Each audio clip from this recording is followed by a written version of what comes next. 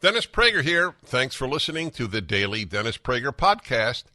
To hear the entire 3 hours of my radio show, commercial-free, every single day, become a member of Pragertopia.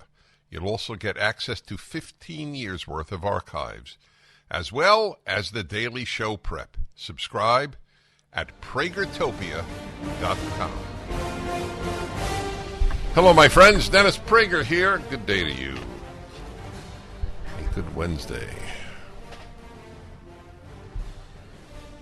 I am so interested in getting people married that when I said Wednesday, I saw the word wed in my brain.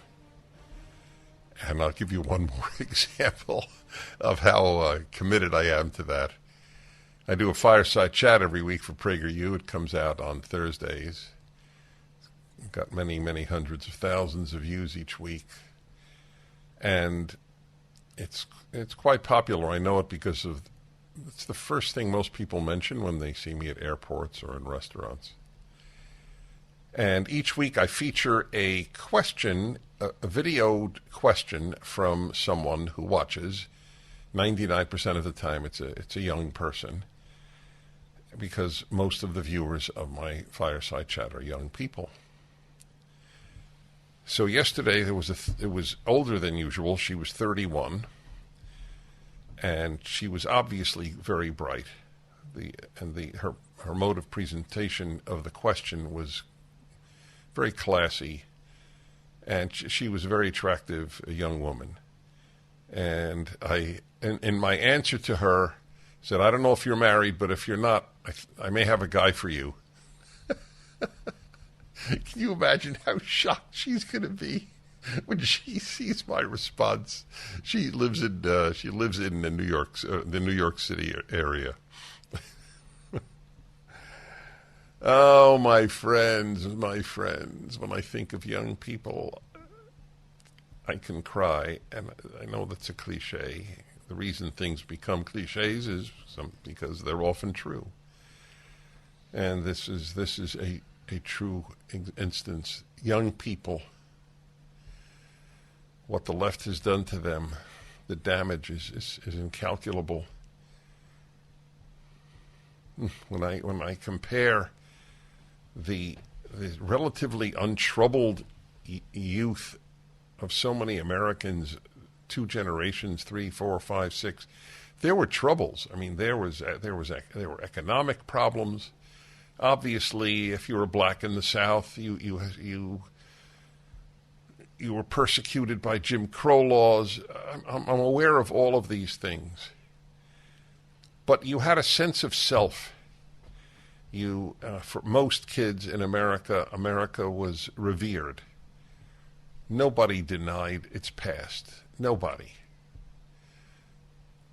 The people who deny America's past are the left, because they deny its greatness.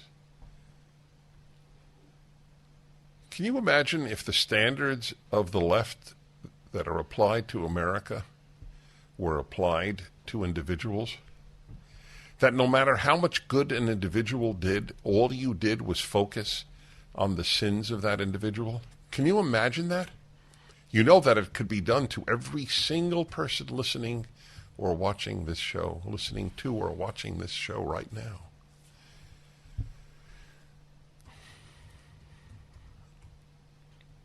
To say that it is imprecise is to understate the case. It's sick. It's actually sick.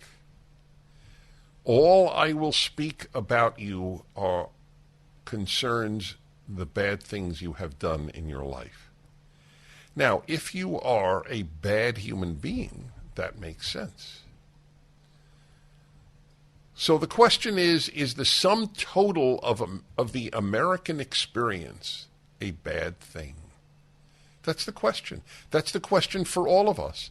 Not did you do anything wrong, but was the sum total of your life positive or negative?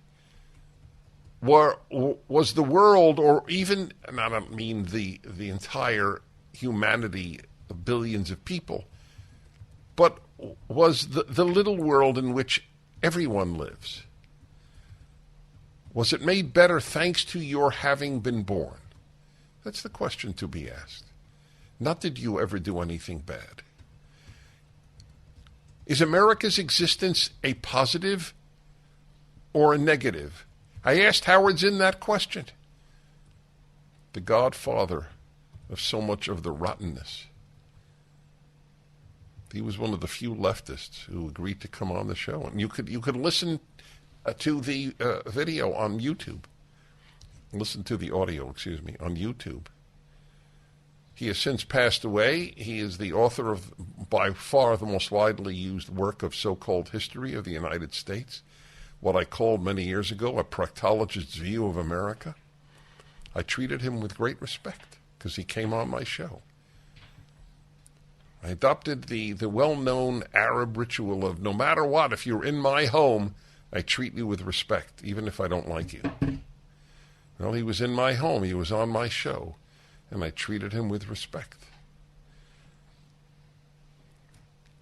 Once again, an open invitation to any of the New York Times columnists to come on my show. Open invitation. I'll even go anywhere you want, or if you want to debate in public, we'll raise the funds so you'll make some money from it. Anyway, I asked him, is the world better or worse because the United States of America has existed? And what was his answer? He was neutral, right? He was neutral.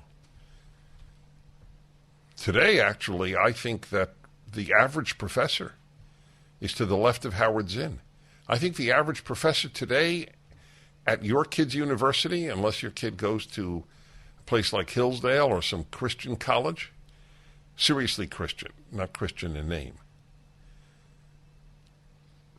the average professor would say, no, the world is worse because the United States of America has existed.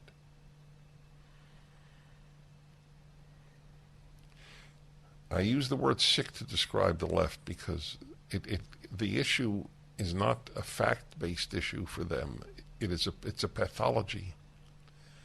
I read yesterday, it's very valuable, I read to you a Washington Post piece. The Washington Post, the New York Times, and the LA Times. Well, I can't speak for the New York Times. What did the New York Times publish on July 4th? Was it analogous to the LA Times and the Washington Post? I'm always precise, so I will just speak about the two I know of in this case. Did you bring the July 4th paper? I guess I don't remember seeing it. Yeah? So do you remember looking at it? And then it doesn't matter. Washington Post and Los Angeles Times, I assume, but I cannot state for certain, New York Times. So just the first two are enough. All they did is publish how terrible America is on July 4th. But there was a line in the piece in the Washington Post that I think, and I mentioned this yesterday, that I really thought was a critical one to understanding the left, because they're very difficult to understand. Because they're for only tearing down. I don't know, nobody knows what they want to build. They only destroy. Whether it's beautiful architecture, great art, great music, history,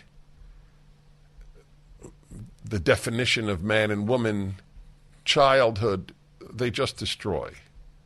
The schools, the universities, the most obvious example. So here's a fascinating line. That's the thing about America. It's all about change. And always has been. And he italicizes all about. So the question is not, has the change been good? Is the change good? He thinks America stinks, so maybe the changes haven't been good. You can't have it both ways, can you? It's all about change. I love change. I'm a leftist. In this case, Paul Waldman of the Washington Post. I love change. I live for change. Change is everything. But the country stinks. Oh, so maybe the changes haven't always been good. I'm not for change, and I'm not against change. It's moronic. It's empty. It's intellectually vapid. Isn't the question, is change necessary? The second you ask that question, you are no longer a leftist. Is the change necessary? Is teaching 5-year-olds that they may not be a boy or a girl, they'll decide? That's a change, no doubt about it. Is it a good change? Is it a positive change? We shall return 1-8 776. This is what change looks like. Rising interest rates, stock volatility, out-of-control inflation. People are concerned about what the future holds financially. This is Dennis Prager for AmFed Coin and Bullion. There's no better time than the present to move a portion of your IRA into precious metals. Gold and silver IRAs are more popular than ever, and dealers are advertising heavily for your business. You should know there's a right and a wrong way to set up your precious metals IRA. Mistakes could cost you hundreds of thousands of dollars in IRS fines. Nick Grovich, man I completely trust, owner of AmFed Coin and Bullion, has agreed to send you a concise report about how to set up your IRA and how to get the best bang for your buck. Nick and his team will be happy to help you set up your precious metals IRA or review your current account. Call AmFed Coin and Bullion 800-221-7694 for your free IRA report and all your precious metals needs. AmericanFederal.com. That's AmericanFederal.com. I just want you to understand, because the question arises so often, Dennis, are you optimistic, pessimistic? And I've given you my answer so many times. I'll just briefly note, I find both of them unhelpful. If you really believe nothing will come out good, why fight? And if you really believe everything will come out good, why fight? So if optimism makes you fight, fight. If pessimism makes you fight, fight. I am inclined to not think of either. But I can tell you this. There are a lot of us. You are not alone. It's very important that you know that. There are a lot of us.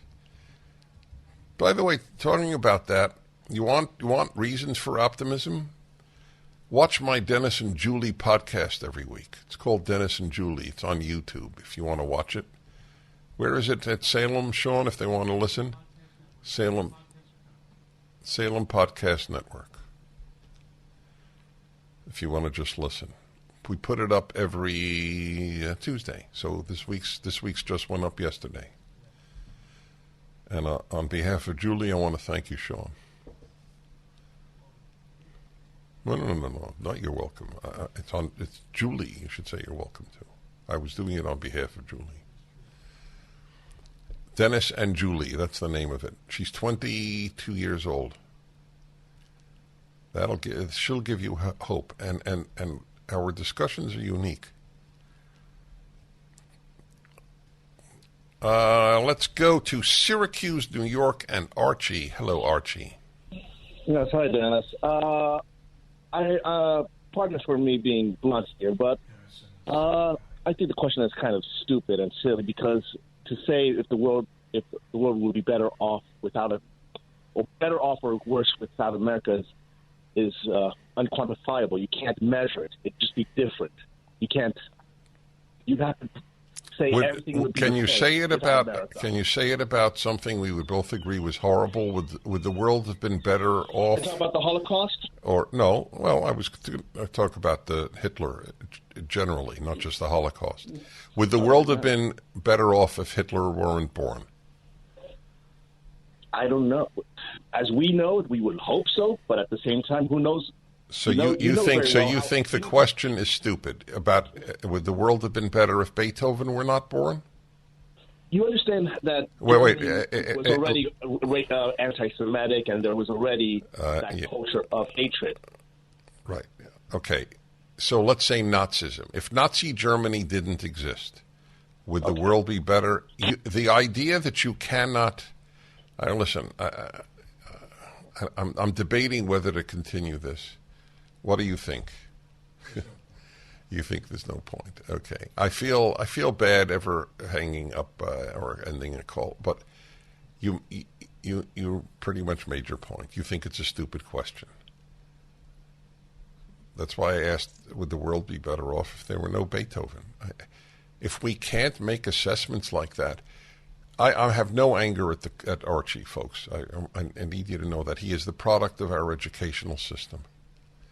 That is an example of the non-clarity of thought. It's not quantifiable. That was a perfect. So you, the individual, this is what you're taught in American schools.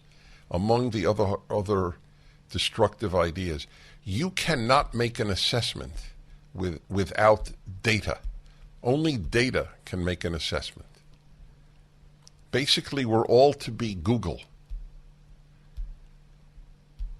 Who are we to say the world would be better or worse without America, or better or worse without the Nazi state, or without Beethoven? You must understand that you are taught at school in America, and certainly, especially at college, you have no ability to make an assessment. Experts will look at the data and they will tell you what assessment to make.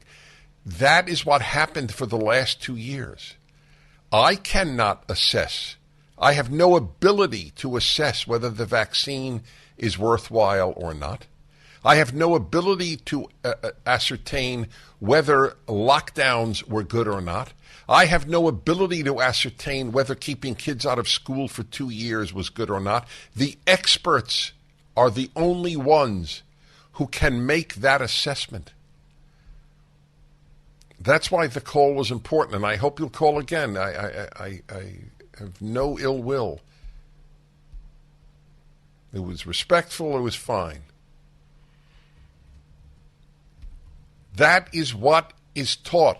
As I have said, experts say is to the secular product of college in America what thus saith the Lord is to a traditional Christian or Jew. Thus saith the experts. And you are to shut up, and we will shut you up if you challenge experts. They are, for all intents and purposes, they are gods. You don't challenge the gods, and if you do, the gods will suppress you. This is the new religion, one of the many new religions. Feminism, environmentalism, the socialism, Marxism, all these isms are new religions. But there is no bigger religion than the worship of experts. The fact is that the experts are usually stupid people. They're idiot savants. They know data and nothing else. They are bereft of what matters, wisdom. The Dennis Prager Show. Towels just don't seem to dry you anymore. They feel soft and lotiony in the store, but you get them home and they don't absorb. Well, Mike Lindell at MyPillow found that out around 2006, and towels changed forever. He found the best towel company right here in the USA. They have proprietary technology to create towels that feel soft but actually work, and that happens to be true. I use them. They are all made with USA cotton, and they come with the MyPillow 60-day money-back guarantee. 6-piece set, 2 bath, 2 hand towels, 2 washcloths. Regularly $109.99, now $39.99. Just go to MyPillow.com and click on the new radio listener specials and get deep discounts on all MyPillow products, including the towels, by entering the promo code Prager, or call 800-761-6302 for these great radio specials. MyPillow.com, promo code Prager. Some things don't leave my mind rapidly. It's true for everybody. If you remembered everything, you'd go out of your mind. So the mind, by definition, picks and chooses what to believe. Of course, I wish I believe, what to believe. That's true too, but picks and chooses what to remember. I wish my mind actually remembered more than it does. I have a good memory, but not a great memory.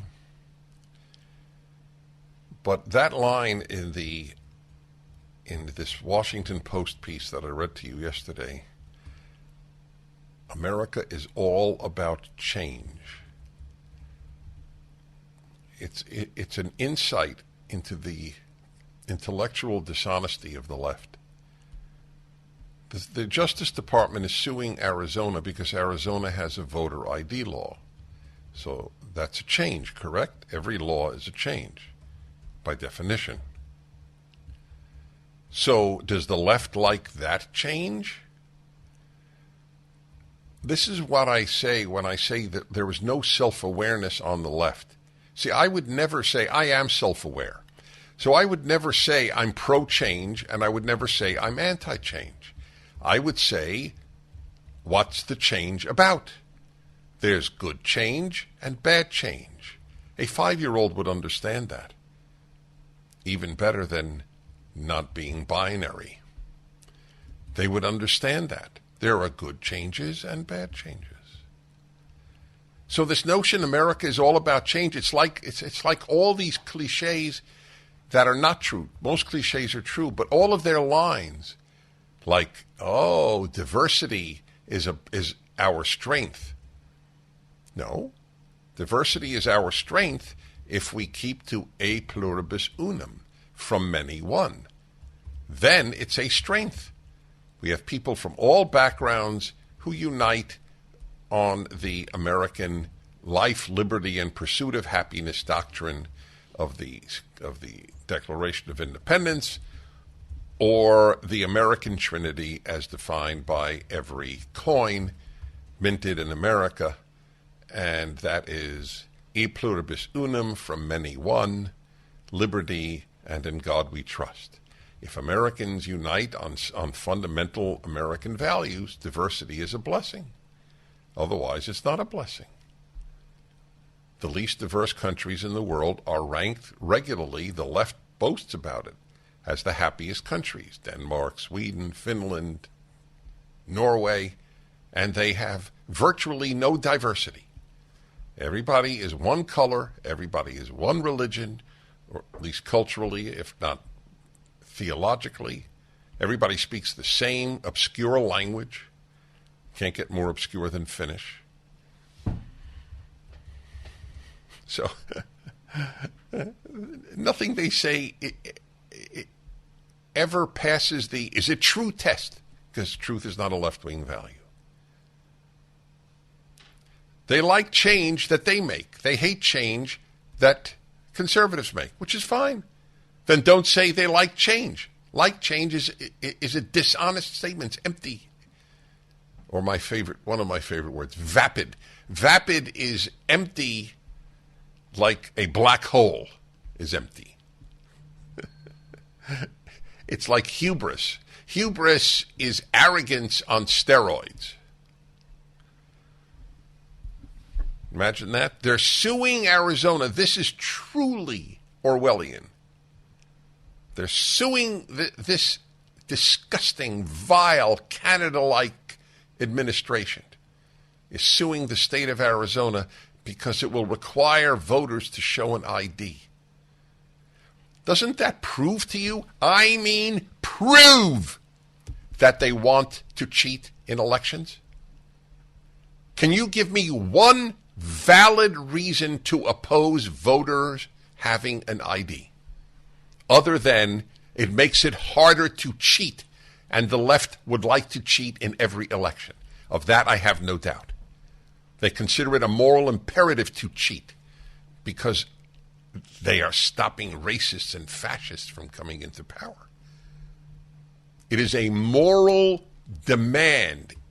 What is the great line? It is moral imperative. That's it. Moral imperative. That's how they look at cheating in elections, as a moral imperative. Is this not proof?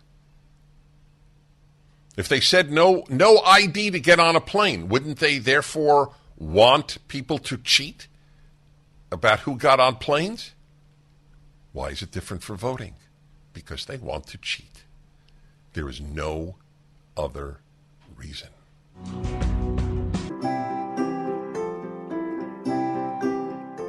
Hi, everybody. The Male-Female Hour on the Dennis Prager Show every Wednesday, because it is Wednesday. Most honest talk I know of in the American media with regard to men and women.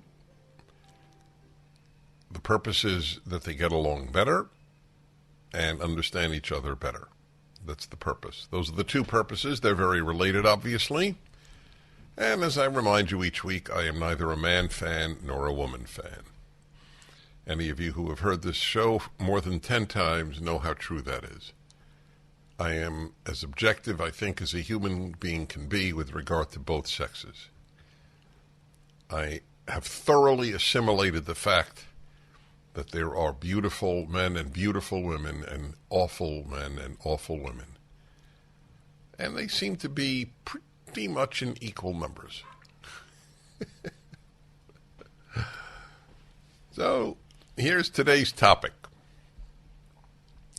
I meet a fair number of newlyweds, either just married or about to get married. Just this past week, I spoke again up at the wedding canopy. It was a Jewish wedding. I spoke when a friend's daughter got married. I'm going to tell you a story, by the way, that will blow your minds. Did I tell you the bird story? Is that bona fide mind-blowing? Listen to this. So this dear couple, with whom my wife and I are quite friendly for many years, they have 4 wonderful daughters. No sons, 4 truly wonderful, wonderful daughters in every way. And last year, I think this occurred, this is a story that the wife related to my wife. So I won't get every detail right, but it matters to my wife, but it doesn't matter to me. That I won't get every detail right. If she'd come on the show, she would be able perfectly to relate it. So she was telling this woman, the mother of the 4 daughters, was telling a neighbor or a friend. I don't know how the woman is a woman. I don't know how she entered our friend's life. But it seems that she had some succulents she had planted, and a bird made a nest there. And which is very sweet. And the bird laid 4 eggs. And 3 of them actually hatched birds. Birds came out of 3 of the 4 eggs in the nest. And the friend said to our friend, that woman said to our friend, "You have 4 daughters. The 3 birds that hatched mean that 3 of your daughters will marry in the next year." Which is incredible to say. How often do 3 of your children of any sex, of all 56 genders, according to Facebook, maybe more today. Anyway, how often will 3 marry in the same year? None were engaged. But I think only one was even dating a guy at the time. And she was right. 3, this was the second of the 3, and the third is coming up. That's spooky. I love those stories. I must admit that if I had known that a bird had laid 4 eggs and 3 hatched, that would not have been my read. Is that fair? I would have thought, that's sweet, and moved on with life. And I would have thought it sweet. I would have gotten a kick out of it. Probably would have photographed it. So I am involved with newlyweds frequently, and I did speak. I didn't tell the story under what they call the wedding canopy at the second daughter's wedding this past week. But I didn't even know about it then. I found out about it later. So when I talk to young couples, or for that matter, now that I think about it, when I talk to any couple and the issue would arise, what advice would I give? So here is my advice. Everybody has advice for newlyweds, and that's fine. And this is not an invitation for you to call in with your advice to newlyweds. I'm totally interested in it, but that's not the topic of today's Male-Female Hour. The topic is what I suggest. How do you react to my suggestion? That is today's topic. And my suggestion is that just as you dated and worked to earn the love of the person you were dating and thereby marry the person, just as you sought to win the love, earn the love of the person you wanted to marry, you should continue to date and you should continue to work to earn the love once you are married.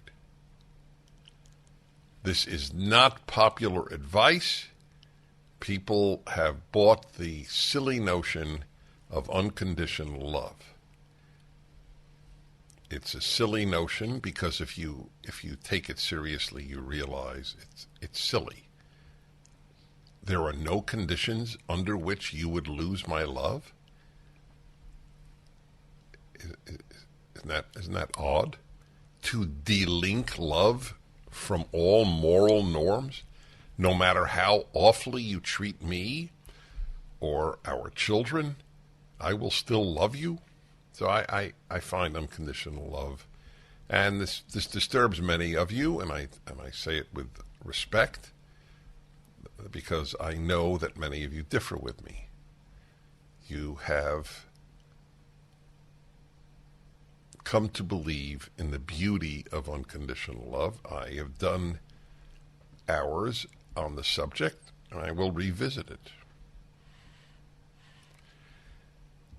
Anyway, that's not the subject. The subject is, do you agree? Do you have a modification?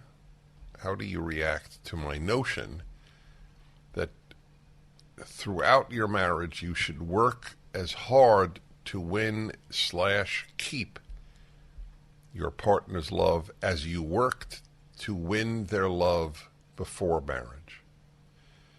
Another way of putting this is, don't take your spouse for granted. I want to keep doing things that will have you love me. Now, clearly there are times when that's not possible. If one is struck with a terrible illness, there's not much one can do. And I certainly believe that the other spouse should continue to act loving. But under normal conditions, working to keep the love of the other person means I don't take you for granted, and I will do things that I did before we were married to keep your love as I tried to win your love before we married. Earn is my favorite verb in English, as you know. 1-8-PRAGER 776 877-243 7776. Hey everybody, Dennis Prager here. One of the incredible joys of my work is the people that I get to meet. And for that matter, you get to meet if you listen or watch my show. This is an instance where watching is more valuable because of my guest, Gina Carano. I will officially introduce in a moment. Sean, remind me where people can watch the show. Salem Podcast Network. Gina Carano came to national fame. She was already famous, but it increased because of the controversy that I will have her describe in a moment. But just let me tell you, I'll start at the end. Last week, I was in Nashville, where the Daily Wire is located, and they had quite an evening with their terrific crew of thinkers. Ben Shapiro as well, and Jordan Peterson, and Candace Owens, and myself. And it was just a wonderful evening. And I have rarely seen the showering of love from thousands of people. There were 3,000 people there, as Gina Carano received when she was introduced. She was seated in the audience. And she deserved it, by the way. I was among those cheering. Gina, you might remember, was a well-known actress, and she was fired in the woke world that we live for speaking out on a bunch of subjects. She took issue with preferred pronouns, and she thought that mask wearing, well, let's put it this way. She said about mask wearing probably what I have been saying about mask wearing.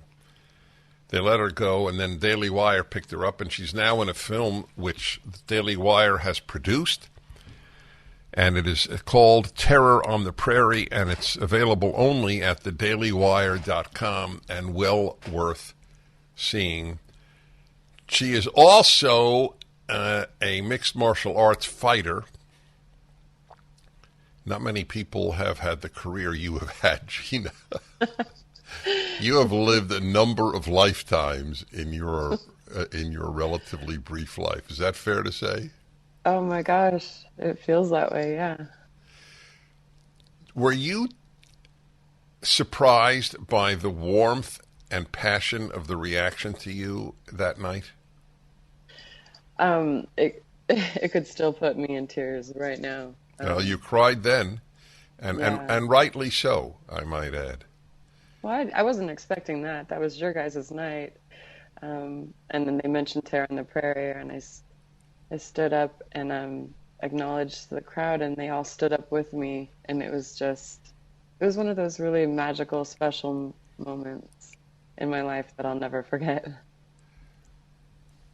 What makes someone, I ask this of every person who's involved in dissent from wokeism, and it's not fully answerable, but I ask it anyway. What makes one person sheep-like and another unable to be sheep-like? Is that your temperament? What animated you? I think I've just always been this way. So a lot of interesting circumstances, growing up and just not ever being completely normal in the grain of things, I guess you'd say. I just have always beat to my own drum. So that's it, folks. That's the answer. She marches to the beat of her own drummer. And I'll tell you, Gina, what I concluded in the last 2 years. I should have concluded this 40 years ago, but I didn't. And that is, all the good that is ever done is done by outliers. I always felt a little bit different. I always felt like I wasn't able to really just join in any groupthink ever. And now I know that's a fact after the last 2.5 years and watching all the propaganda and all of the groupthink. I actually have confidence now with my own thoughts and my own intuitions, and um, I guess that might come with getting older, but Well, I really have that now. it comes with meeting people who are kindred spirits. You're not alone. That's what I think. I don't think the age issue here is as much a factor as, wow, I'm not alone. Yeah, that's been nice. Still a little bit lonely, but No, I understand that. Well, let me ask you, because I don't know your background in this way, obviously. Well, not obviously, I just don't know it. Are you surprised, and whatever answer you give is fine, but I'm curious, are you surprised to find yourself acclaimed by people who are called conservative? no, I didn't really. After like the 2 years ago, around 2020, I never really considered myself anything. But So you were sort of apolitical. yeah, I had no interest in it. I Right. always felt like, politicians were some of the biggest scumbags I've ever met in life, so I never wanted anything to do with them. Well, So they run the gamut like every other profession. That's my view. I mean, there are a lot Yeah. of bad and good doctors, bad and good lawyers, bad and good Uber drivers, and bad and good politicians. But anyway, so you were apolitical, but you obviously had the courage to speak out. What you were working on? What TV series and for whom? I was working for Disney, Lucasfilm, and I was on The Mandalorian as Cara Dune. And the way they brought my character in was just, she's a soldier. She's not a man or a woman. She's just she's just a soldier first. So I don't know, in voicing my opinion of some of these more conservative thoughts in the last 2.5 years, I think that maybe I just wasn't fitting their idea of what they thought I was. What really ticked them off? Give some examples. It started with the preferred pronouns when, a lot of people on Twitter would pressuring you to put all this in your bio, and I just simply like, you could put anything you want in your bio, and so I put beep bop boop. Like when I look back at the reasons why they had such a huge problem with me, I kind of cannot believe adults were having this conversation, in the one of the top in entertainment business.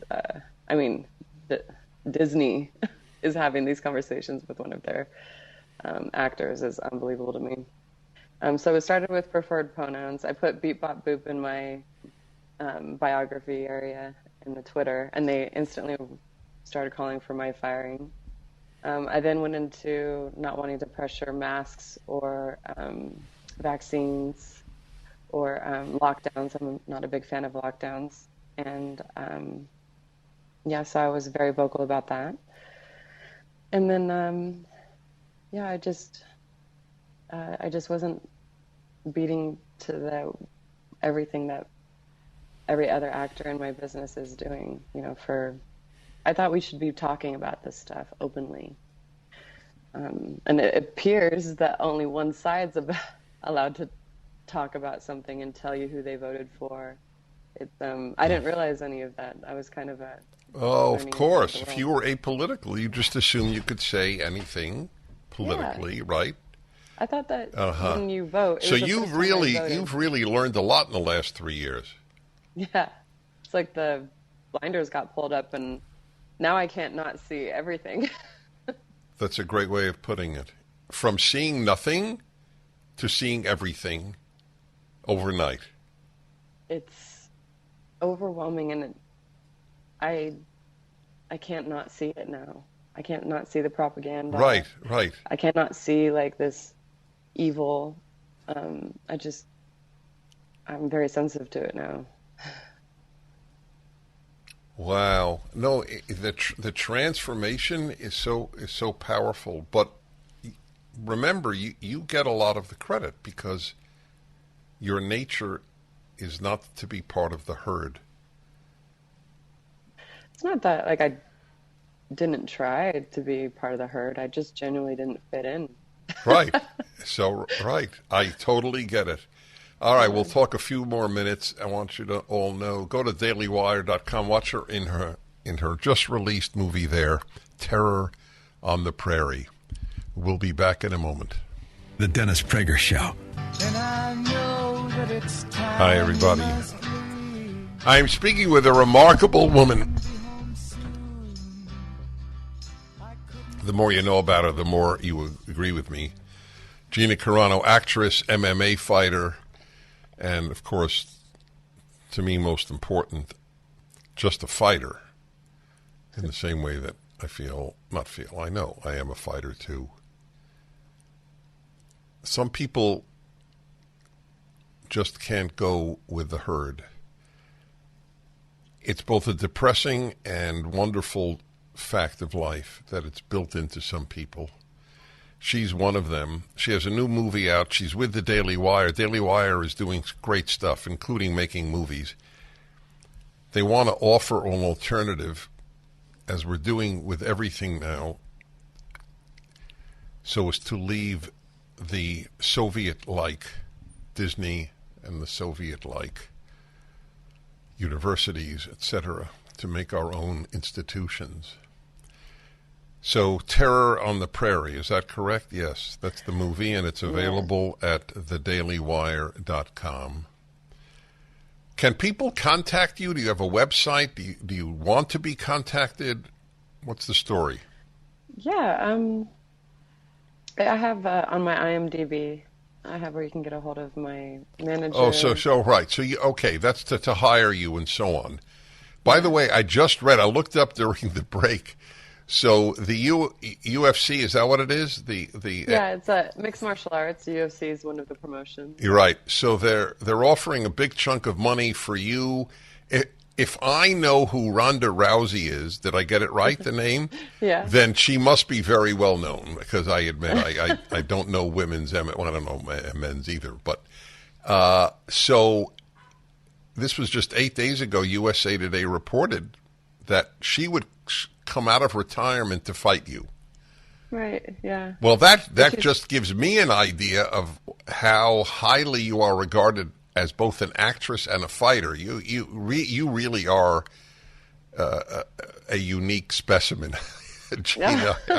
I have to say. Would you consider that?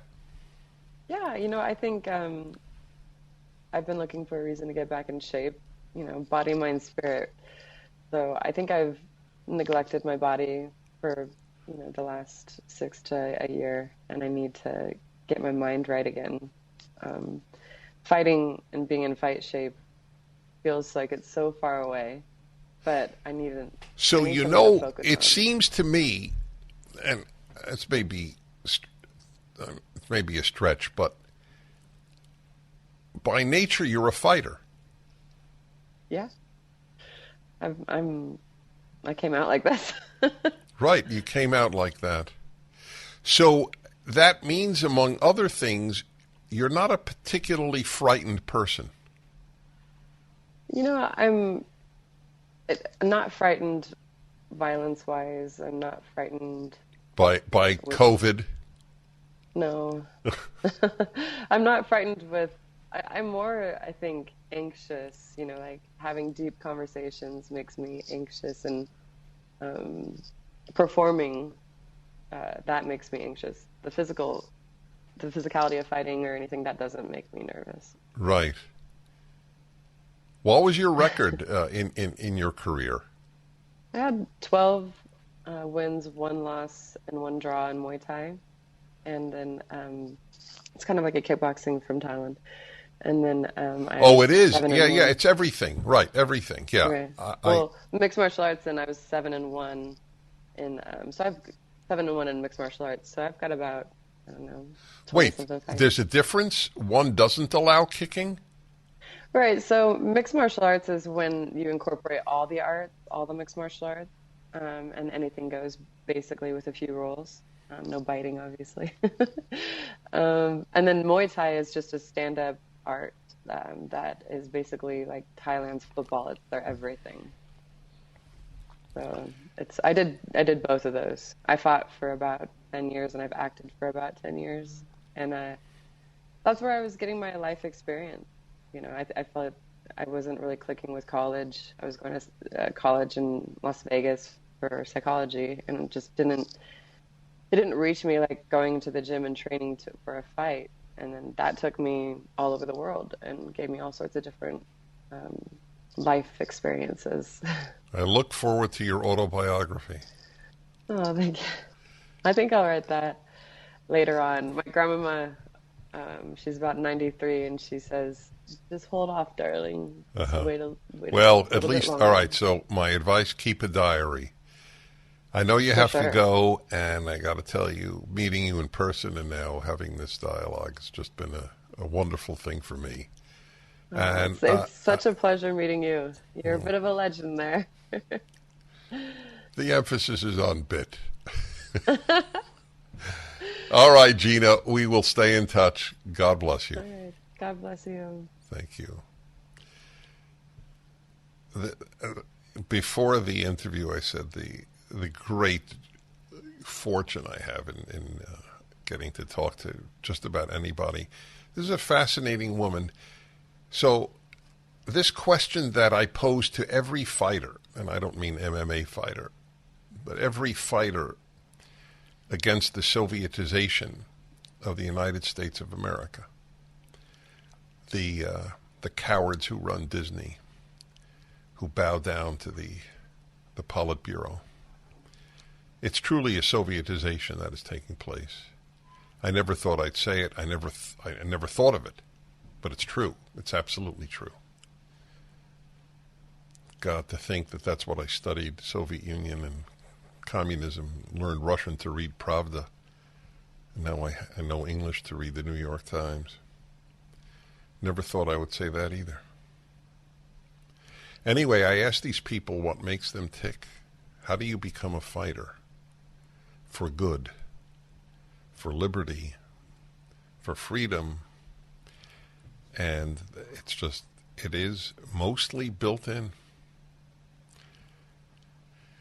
But we can't rely on people fighting only if it's in their nature. This I do know as well. You can become a fighter even if it's not in your nature. That is among the most important things I could say. And at the very least, you can help fighters if fighting is just not part of your DNA at all.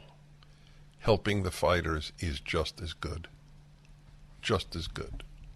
My analogy is apt. The troops can't fight without supplies. The people who bring the supplies are as important as the fighters. And everyone I ask this to, Jordan Peterson is an example, it doesn't matter who the individual is. They just can't handle lying to themselves, which is what the woke want you to do. They want you to lie to yourself. You know humans are male and female. You know that. They're asking you to lie. And most people can do that.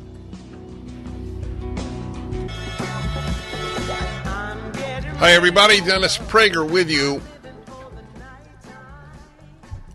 I was analyzing some of the things Gina Carano spoke about, the actress and MMA fighter,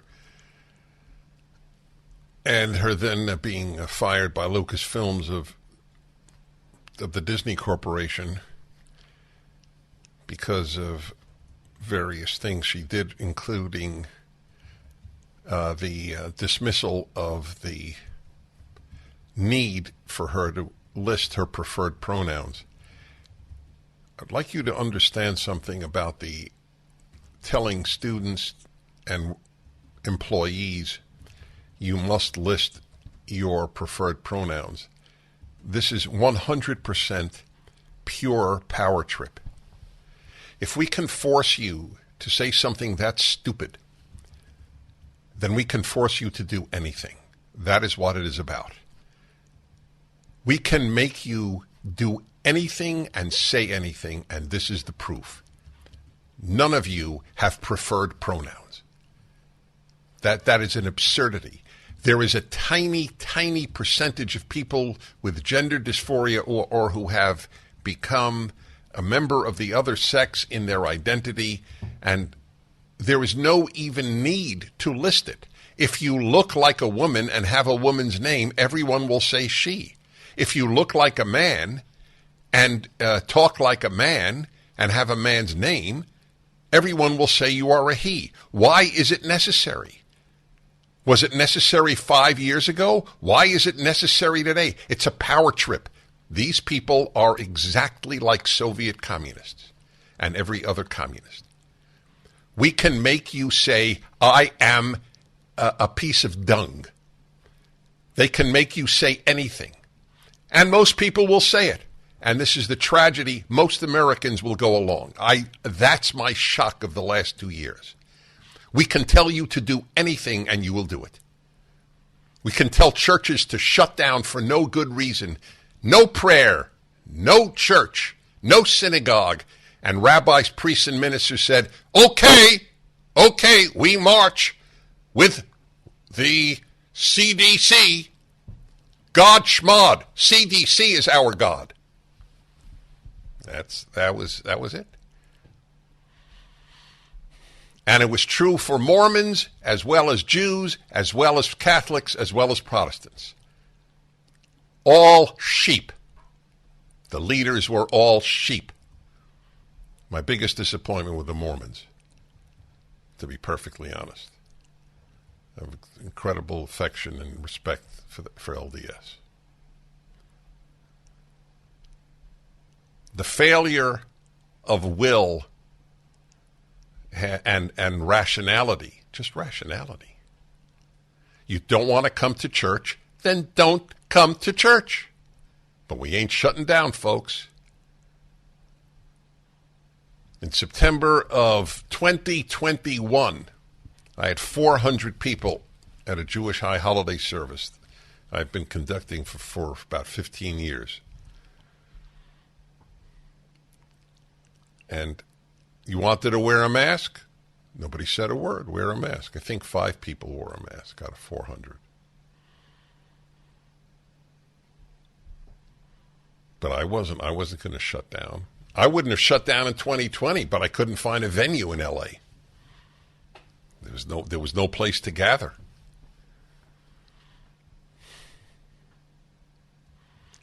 This preferred pronoun thing is pure, undiluted power. They are laughing at you as you list it. Why wasn't it listed 5 years ago, let alone 50 or 500? Everybody knows your preferred pronoun by how you look, act, and speak, and your name. So you don't need one. But if you have a beard and wear a skirt, I don't have to follow your dictates.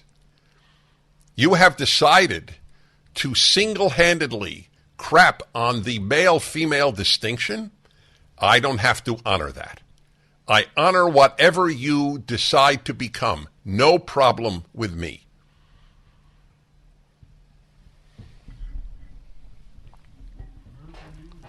That they got people to go along with the preferred pronoun. Gina Carano wouldn't go.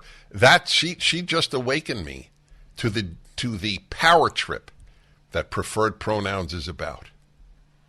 Well, sure, I'll go along with it. That's what people say, and I understand it. They don't want to get fired, whether as a student, teacher, or employee of Disney, the evil. Big stuff going on. The preferred pronoun thing is very important. And Gina Carano, I just spoke with earlier in the hour, actually is the one that made me think about this. What they do, the totalitarians, the communists, the Bolsheviks, the Soviets, they make you lie. Once they get you to lie, they own you. You know it's a lie. You don't walk around with preferred pronouns. It's a gigantic hoax. It's a lie. It's a way of controlling people. If I can make you say something that isn't true, that is a lie because it's a non-issue.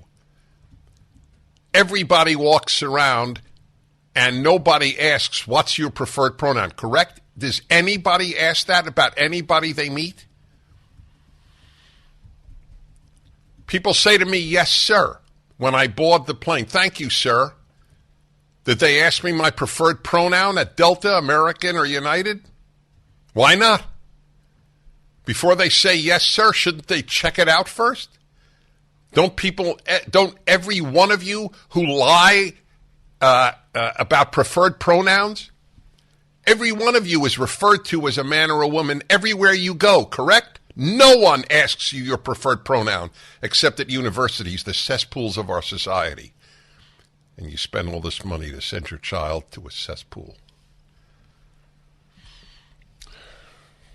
You have no one to blame but yourself now that you know how bad colleges are and how bad high schools are and elementary schools are. I'm sorry. I'm really sorry. You shouldn't have to think, will my child's conscience be destroyed by going to college? How come nobody asks? No one, correct? Nobody asks. Everywhere I go, thank you, sir. Yes, sir. What'll it be, sir, at a restaurant? What'll it be?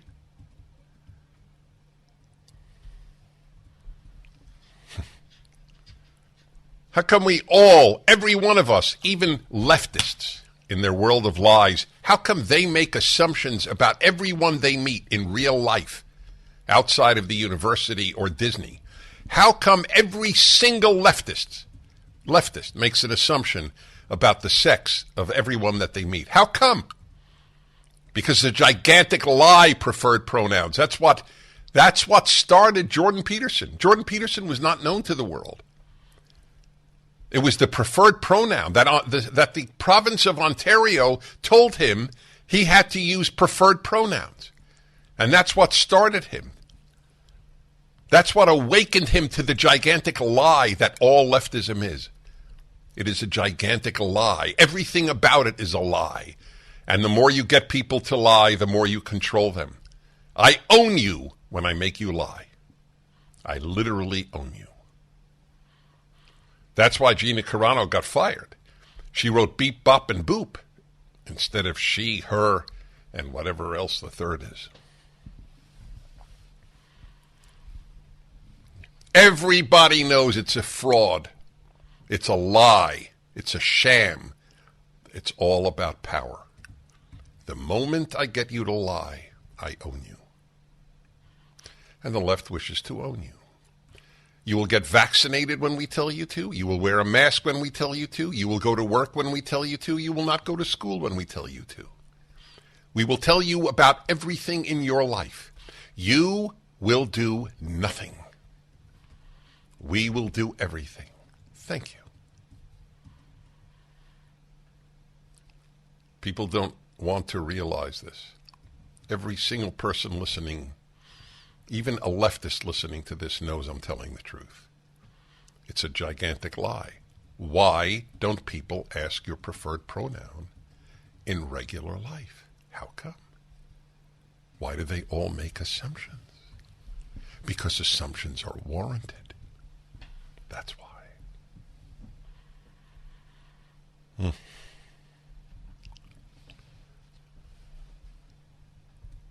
1-8-Prager-776. Matt in Dallas says, I'm worried about Dennis Prager's anger level. Let me tell you something, Matt. It's actually good for me. Because I don't let it eat me. I express it. The people I'm worried about are the people in the closet. When you have to suppress what you know to be true, it eats you up.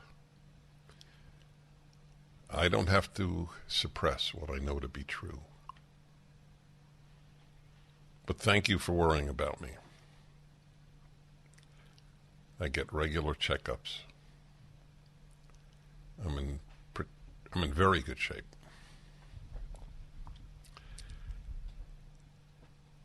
Yep, that was a revelation to me. Just speaking to her. Ask your leftist relative. Do you ever meet anybody? Are you offended? Let's put it that way. You offended when you walk onto a plane and they say, "Thank you, sir," or "Thank you, ma'am," "Thank you, miss"? Aren't they making assumptions? Are you wearing? Why don't you wear a tag? Here are my preferred pronouns. How come? Because it's all a show. The left is great at shows, like show trials. The Dennis Prager Show. Dennis Prager here. Thanks for listening to the Daily Dennis Prager Podcast. To hear the entire 3 hours of my radio show, commercial-free, every single day, become a member of Pragertopia. You'll also get access to 15 years' worth of archives, as well as the daily show prep. Subscribe at pragertopia.com.